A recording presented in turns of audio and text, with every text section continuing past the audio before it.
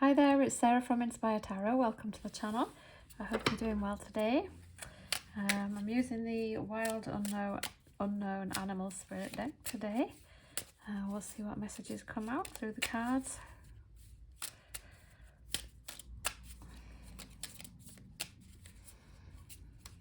I feel nice and relaxed this afternoon.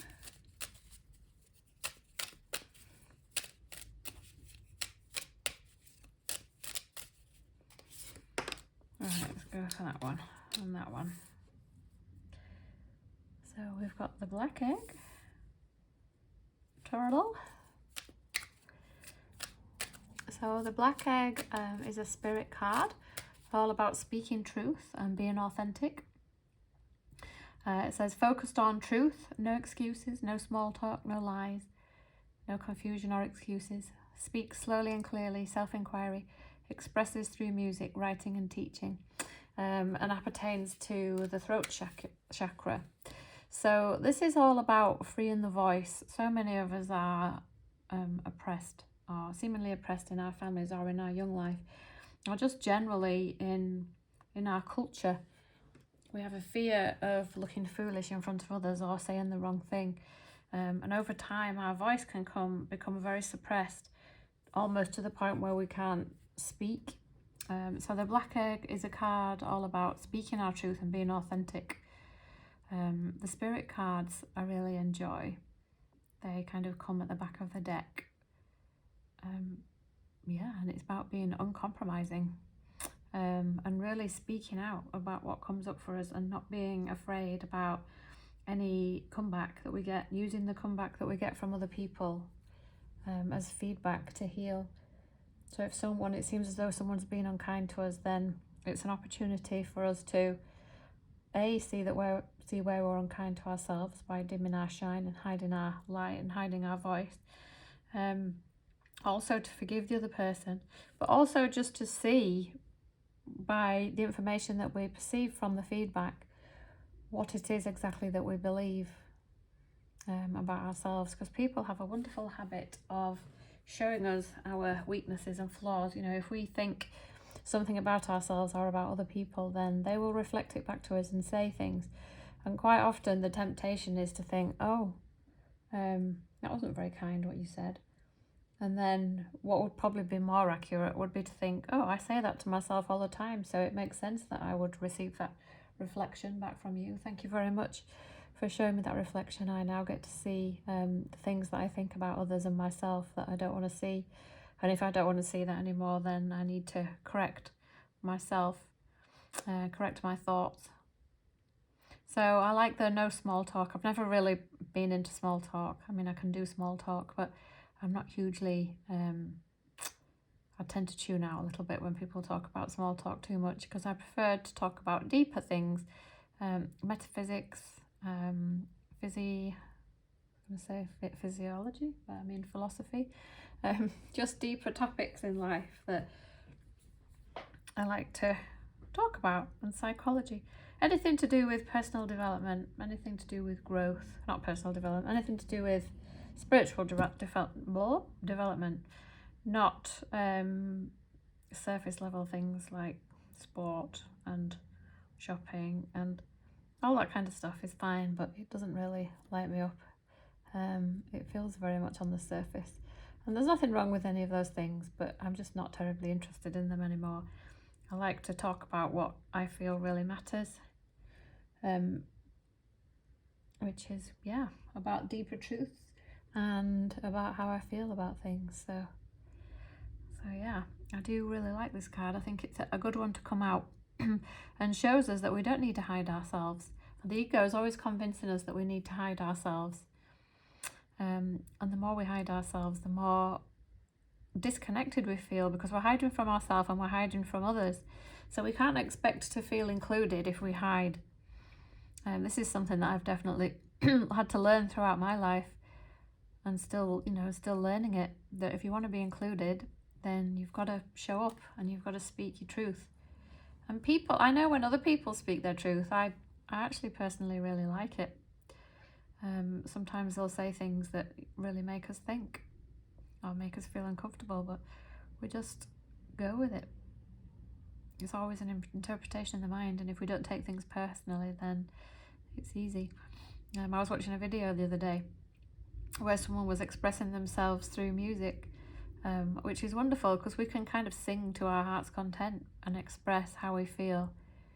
Music is wonderful for getting out these things. Also writing, journaling, and sharing, as I do, talking like this on the internet. So yeah, it's all good. Okay, the next card out is the turtle, associated with the element of water. It says, an ancient soul, grounded, trusting, at home with self, understands the importance of life's parables to share, grounded and connected to deeper truths, focus on creating, not consuming, and focus on your own path.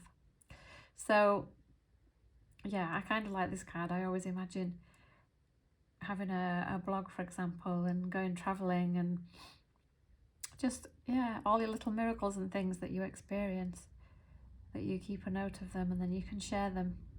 And it's the little stories and things that keep us connected to each other. We all like to hear different parables and different miracles and struggles. Everything like that is what connects us.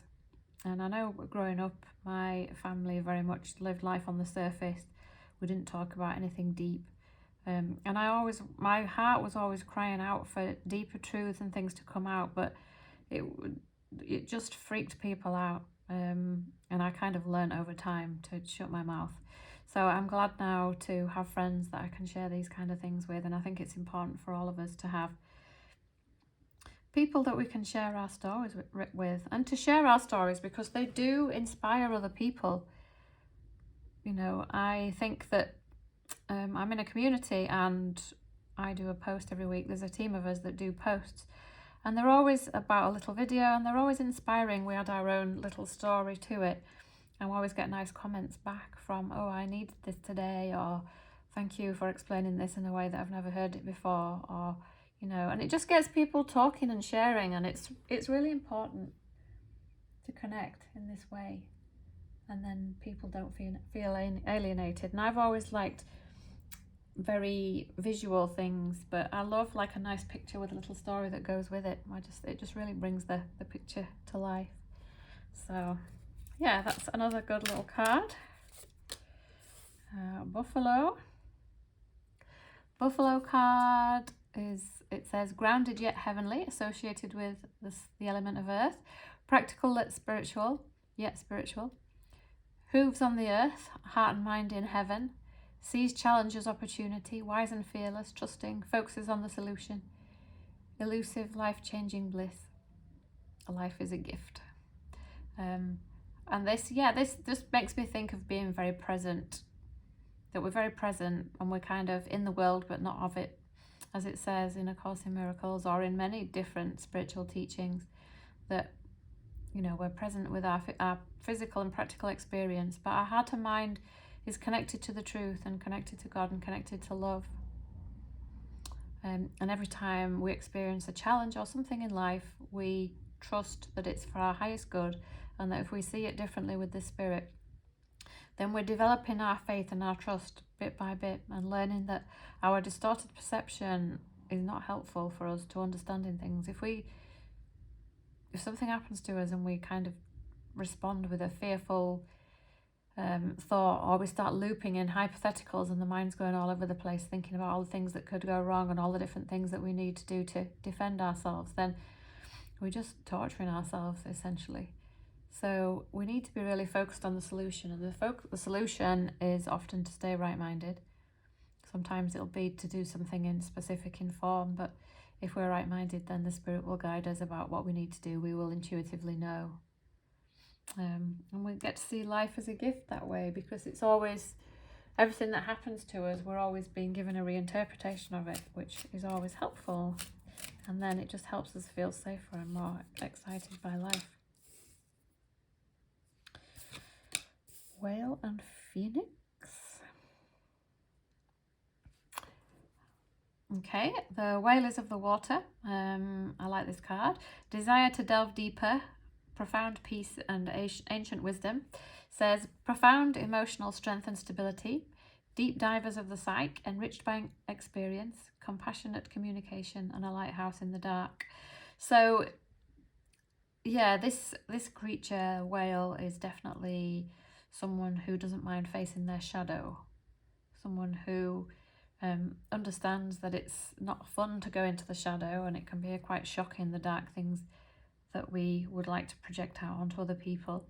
But we know that we can bring the projections back and look at them ourselves with the spirit and not feel so guilty and bad. I know initially when you first start your spiritual journey and you're trying not to project and you're having to pull all your projections back, it's very challenging not to then blame yourself, want to blame yourself all the time. But that doesn't help either. That just makes you feel bad. And as we grow in love and kindness and gentleness with ourselves, we don't want to suffer. Anytime we start to suffer, we want to get out of it as quickly as possible. So we need to pull our projections back and forgive ourselves and the seeming other, because it's really just a concept in the mind that's upsetting us. It's never the actual circumstances or seeming circumstances, because they're neutral. And we know that the light is beyond the darkness, and the spirit does say to us, you know, if you dare to go down into the darkness, then I'll take you through it to the light. I think one of the lessons in A Course in Miracles talks about the darkness is literally just clouds, and if you dare to go through them, then you'll pop out the other side. And I've had this experience before where I just allow myself to lean into what feels painful and frightening, and you do just pop out the other side and see the love on the other side. But you do feel sometimes like it's like some sort of annihilation as you go through, and it can feel quite scary. But fear is false, as we know. All fear is false. And if we remember that, then we're more likely to go through it. One of the other things about this card is it talks about compassionate communication.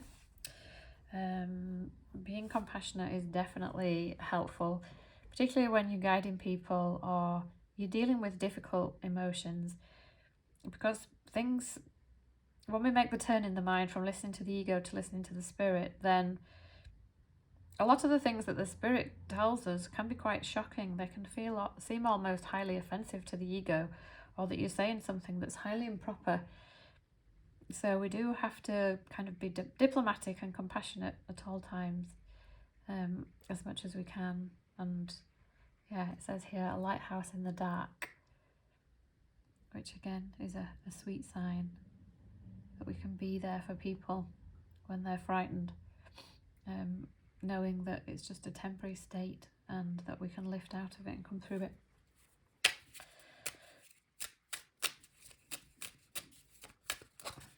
See what else comes out. It started to rain outside.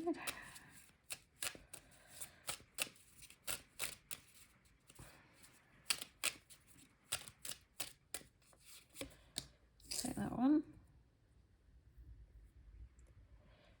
Deer. Move these over slightly.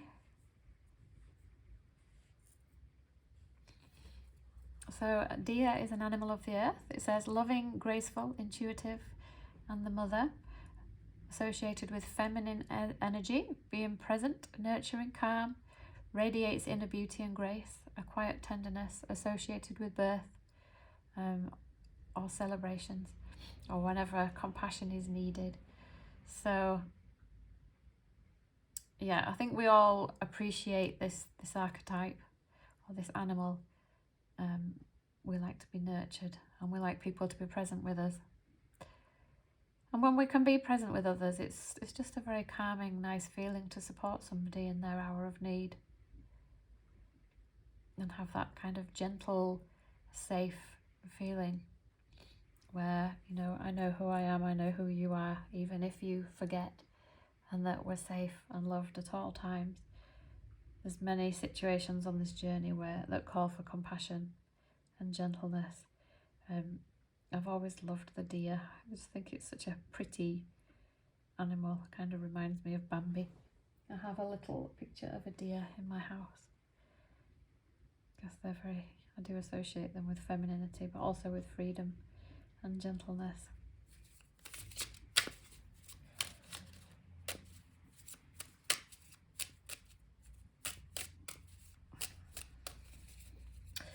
See what else comes out. The crow, frog, fire ant, hawk,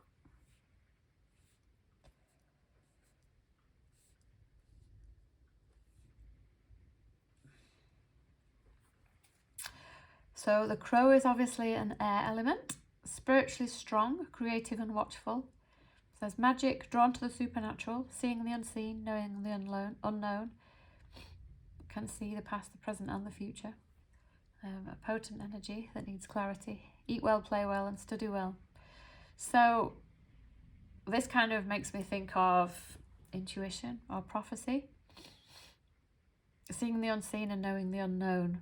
To me, that's been deeply connected to our spirit self. I get a strong knowing about things at times myself. I see things unfolding right before my eyes. Sometimes it takes a while, but it's just you always, I don't know, just get this inkling that things are going to happen that way and then they turn out that way. So it's really about living a balanced life and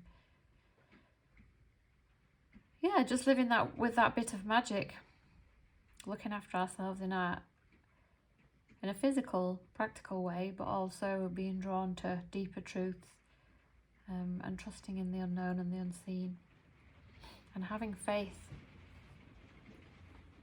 and clarity because we're connected to that. So yeah, that's a good animal. The next one is the frog, water. It says clearing, cleansing and healing. Born in water, can be on the land, but rejuvenates and cleanses in water. Can be overworked and undernourished, needs to practice self-care, forgive and release and take a load off. So yeah, this is very much about cleansing and resting and rejuvenating. And making sure that we don't work too much. We have a tendency to think that just being is unacceptable because the ego is always shaming us and making us think that we have to always be working and doing and producing in order to be acceptable. And sometimes the most productive thing we can do is rest and be in the stillness and focus on integrating our emotions, forgiving, releasing. Yeah, because we're better for other people when we can relax and rest. And we all feel better after relaxing and resting. And yeah, I personally love water. I love spending time in water. Love being in the bath. Love being close to bodies of water, like looking at the sea and going for a walk around the lake, all of that kind of thing. So I do think there's something about water, the way it moves, the way it sounds, the way it flows, that's so, I don't know, just relaxing. The fire ant, so the next one is an earth. It says aggressive, rigid thinking, following orders, energy flares up quickly, attracts us to people that feed our imbalances, gossiping, blaming, stewing over someone or something, break free and cool down, sensitive. So to me, this is when we're very much in a egoic state. Yeah, where we just live as a life that's too structured. We're being too structured in our thinking. And I love this where it says attracts us to people that feed our imbalances. And we often think that this is a bad thing, but really it's a good thing because it shows us where we're imbalanced and we get to work on being more stable. So gossiping, blaming, feeling resentment never feels good, but it kind of gives us this temporary high, and we look for just something that gives us instant gratification, but then it doesn't feel good. It's almost like a bit of a relief to project the guilt, but then it really doesn't feel good. So we need to work on that for sure. Definitely maybe take a walk in nature or just being more thoughtful and align our minds back with the spirit, because it's not a great space to be in. The next one is the hawk, element of air. It says watchful, all-seeing, divine messenger, sees every detail in the bigger picture. Fate is watching you, The winds are shifting, divine message to direct your course. So this is almost like the Holy Spirit. The Holy Spirit knows everything and sees everything in all dimensions of time and understands how everything unfolds, knows that time isn't really linear and that there's only the ever the now moment. You can just see the bigger picture. It's like, you know, when you're watching your children and you can see that they're going to make a mistake or they're going to spill something. The hawk has this quality where it can see a divine message to get us to redirect our course. Hawks are very powerful birds. Right, let's get some more cards out. Another 2.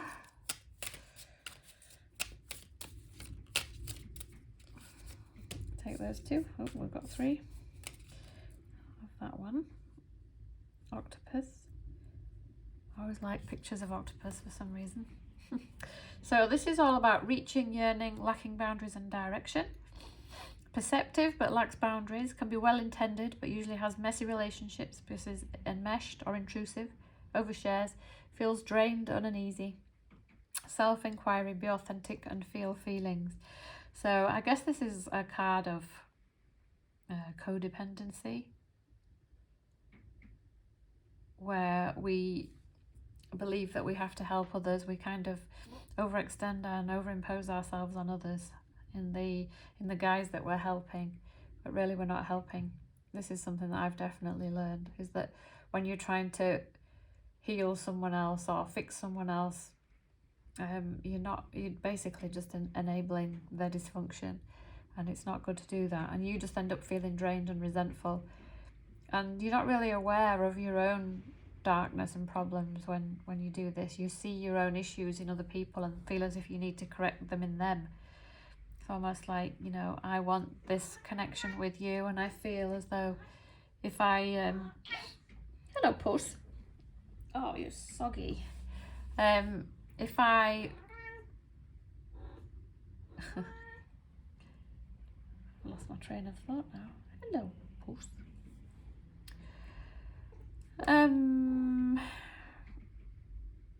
I've completely lost my train of thought.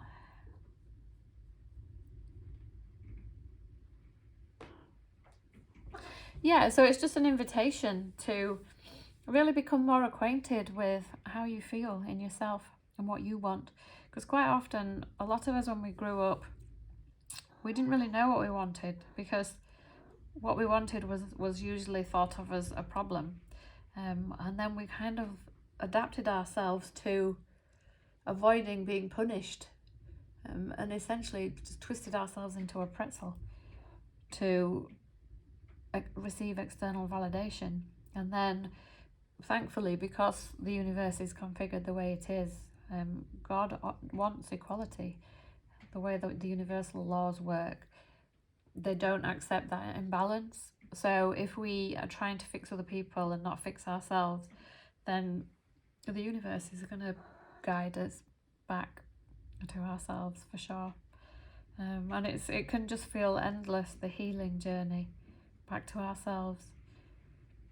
But yeah, this is just, it makes me I think it's a good animal with all its arms trying to help everybody. And yeah, it can be a painful process to learn to look out for ourselves and to actually even know what we want.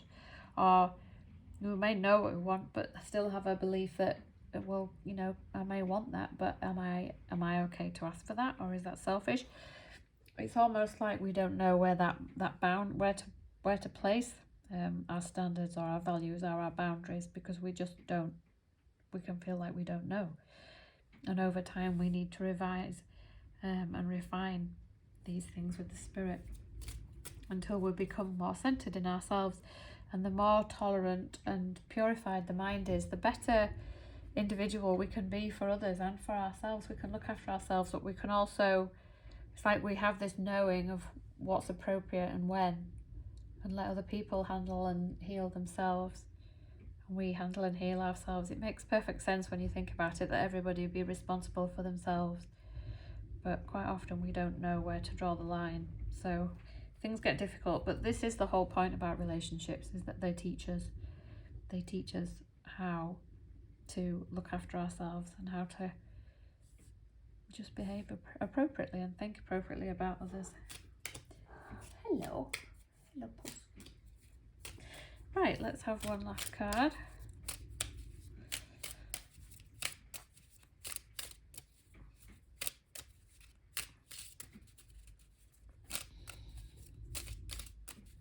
I'm glad I went out to the shop earlier, now it's tipping it down.